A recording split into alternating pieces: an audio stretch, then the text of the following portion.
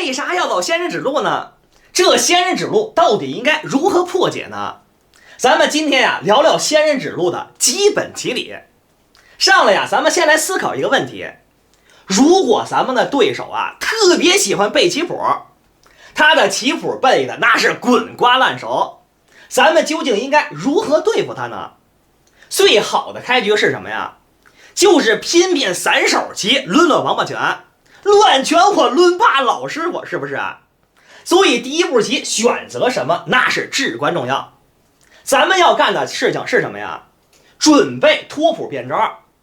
说我上来走一个当头炮行不行啊？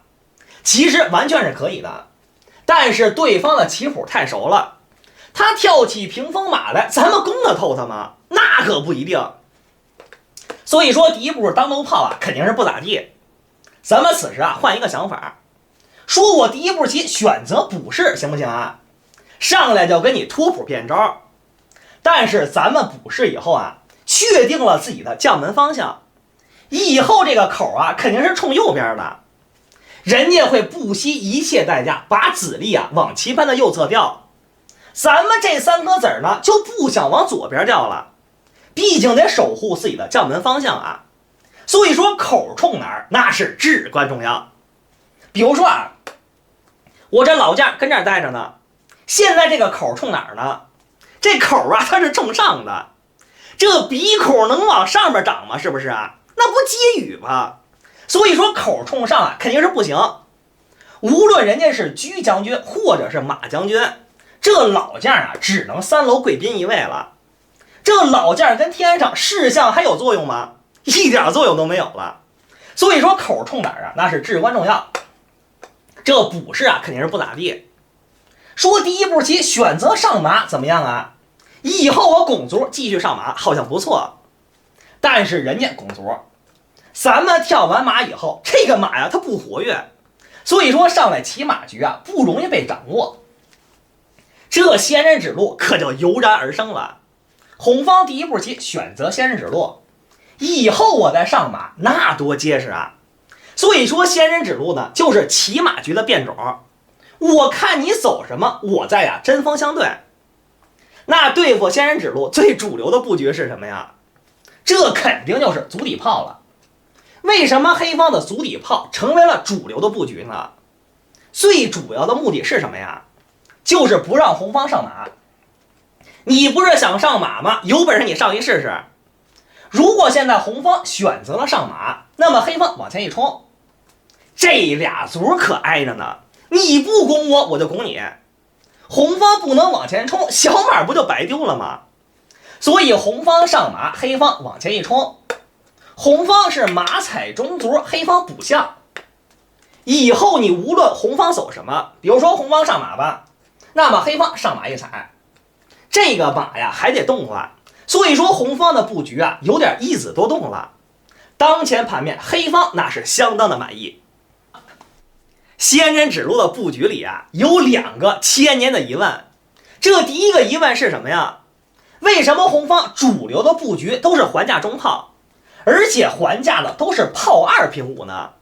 咱们来一一的解释一下，为什么红方要选择还价中炮？您说对付当头炮最主流的布局是什么呀？肯定就是屏风马了。但是你的炮把马的位置给占住了，所以说你就跳不起屏风马来了。我现在还价中炮那是相当的厉害，对不对啊？那为什么红方要选择炮2平5而不选择炮8平5呢？咱们举一个非常经典的小例子啊，如果现在红方选择一步炮8平5，那么黑方完全可以选择还价中炮，成为了猎手炮的布局。那可能还会有人说，这猎手炮的布局一点都不厉害，早就被淘汰了呀。这布局可就完全不一样了。比如说红方跳马，黑方跳马，以后准备出车先手捉炮，这红方跳边马，黑方出车捉炮，红方呢出车把炮给保住，那么黑方跳边马，红方选择一步出车，这黑方的反击可就来了。您此时一定得注意了，黑方往前冲卒，你不攻我，我就攻你，这足底炮的作用可就显示出来了。当红方往前冲兵的一瞬间，那么黑方进军巡河，经典的先弃后取。无论你以后红方走什么，黑方都会杀过来。这七路线呀，明显受攻，所以当前盘面黑方那是相当的满意。还价这个炮8平5啊，肯定是不合适的。咱们中间啊，必须得说一句啊，当黑方足底炮以后，你红方乱走肯定是不行的。比如说红方往前冲一步兵，那么黑方往前一冲，现在红方是不敢冲黑方的，否则炮击底向，大局不就白丢了吗？是不是啊？所以红方飞象，黑方往前一撞，红方呢顺势一飞，正所谓象不高兵嘛，以后这个象啊还得落回去。所以说这个棋啊，红方亏了一手棋，这么走啊肯定是不合适的。所以说黑方的布局啊就比较成功了。既然说红方是不能乱走的，架炮8平5又不合适，所以说红方主流的布局啊就是炮2平5。现在黑方多数都会选择什么呀？多数都会选择飞象。这个呀就是仙人指路的第二大疑问，为什么黑方选择飞象而不选择跳马呢？这表面上看起来跳马可是比飞象结实的多。首先看住了自己的中卒，而且自己的炮啊是一个弹子炮，但是以后的问题可就不好解决了。比如说现在红方选择跳马，那么黑方往前一冲，你架足底炮就是为了反击七路线呀。那红方出车，黑方往前一撞，红方的飞象，现在黑方就没有往下冲卒的权利了。为什么这么说呢？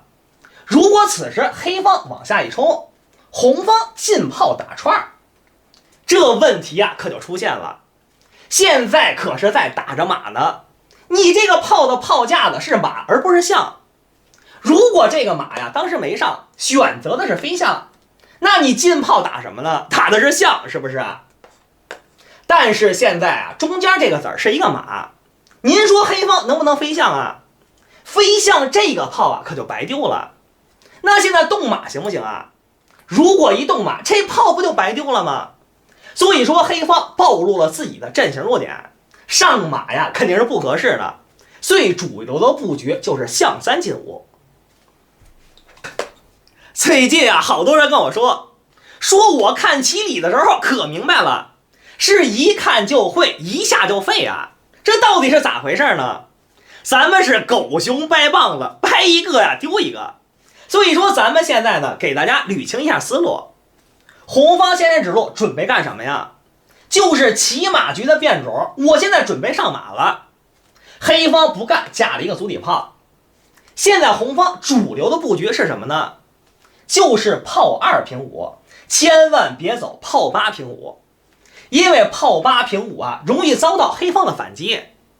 所以说当红方架炮以后，黑方跳马也是不合适的。黑方象3进5一飞。说现在红方走什么比较合适呢？比如说红方跳马，黑方往前一冲，那红方出车，黑方往前一撞，这个布局啊那是相当的常见。这炮击底向可不是闹着玩的。所以红方飞象，黑方往下一冲，红方上马一踩，黑方继续下卒。这个卒啊真的是长驱直入啊。咱们此时啊一定得注意了，是一边拱着炮，一边准备平卒拱双呢。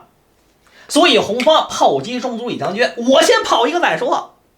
那黑方补士，红方呢再把炮闪开。这个布局啊那是相当的常见。所以说足底炮呢最终都会走成当前局面。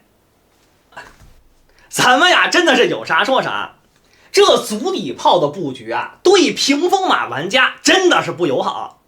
比如说仙人指路，黑方的足底炮，红方还架中炮的时候，黑方就跳不起屏风马来了。说我就屏风马熟，跳不起屏风马来，那多憋屈啊。所以说第二种主流的布局可就出现了。你不是想拼3手棋吗？干脆我呢对冲一卒，我看你走什么。如果红方还架中炮的时候，自己啊就能跳起屏风马来了。那黑方跳马，红方跳马，黑方出车，红方出车，黑方呢继续跳马。这不就还原中炮平风马的布局了吗？这个布局啊，黑方就舒服多了。可能还会有人说啊，如果对方不架炮2平5，他走了一个炮8平5怎么办呀？比如说红方炮8平5，那么黑方跳马，红方跳马，黑方出车，红方出车，黑方呢继续跳马，又还原成平风马的布局了。就是这2个组啊换一个方向而已。所以说这个盘面黑方也是比较满意。其实象棋的布局啊，那都是相生相克的。红方先人指路，黑方对冲一卒，我凭啥还架中炮啊？继续跟你背棋谱，门儿也没有。那您说红方多数都会走什么呢？随便给大家举2个例子啊。比如说红方架一个兵底炮，我是左青龙右白虎3七路线我全占上，那黑方肯定不干呀。你占领我的3七路线，我呢还架中炮，准备进攻你的中路。毕竟你红方跳不起平风马来了。那您说红方什么布局是最激烈的呢？红方往前一冲，你打我空头炮我还不要了。黑方此时往过一抄，红方渡兵过河，这炮击底下那可不是闹着玩的。比如说黑方飞象，那么红方上马踩炮，就你这空头炮值钱，踩了肯定不合适啊。说黑方退1步棋行不行啊？红方进炮直接给你换炮，那退2步棋行不行啊？红方平兵继续攻你的炮，这俩哥们儿挨着，那谁受得了啊？所以当前盘面红方相当的满意。再给大家举一个小例子啊，既然说红方这个布局太激烈了，走一个稍微缓一点的行不行啊？红方先人指路，黑方对冲一卒，那红方跳马，黑方跳马，红方跳边马，黑方跳平风马。这个布局啊，那就是相当的稳妥。这红方是进可攻，退可守。比如说黑方跃马盘河怎么样啊？准备以后进攻红方的这个3路兵，那红方进炮。首先你的黑马那是前进无路，所有的位置全都让我堵上了。那黑方退马，红方进炮，以后准备把炮往过歇。这么走的话，红方赚了一招棋。所以说这个布局啊，真的是进可攻，退可守。点关注不迷路，咱们下期视频啊接着聊。